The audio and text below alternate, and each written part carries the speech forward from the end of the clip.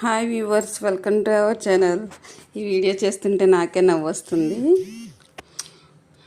కానీ షేర్ చేసుకుందామని చేస్తున్నా. చాలా బాగున్నాయి స్వీట్స్. బెల్లంతో చేసిన గవ్వలు అండ్ మళ్ళీ కజ్జికాయలు. కజ్జికాయలు అంటే ఎవరికి ఇష్టం ఉండదు చెప్పండి? నాకైతే చాలా ఇష్టం. మీకు కూడా ఇష్టమైతే కామెంట్ చేయండి.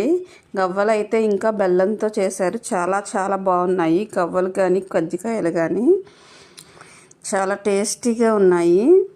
మా పక్క ఊరు నుంచి తెప్పించుకున్నాము. హోమ్ మేడ్గా తయారు చేస్తున్నారంటే కావాలని ప్రత్యేకించి తెప్పించుకున్నాము.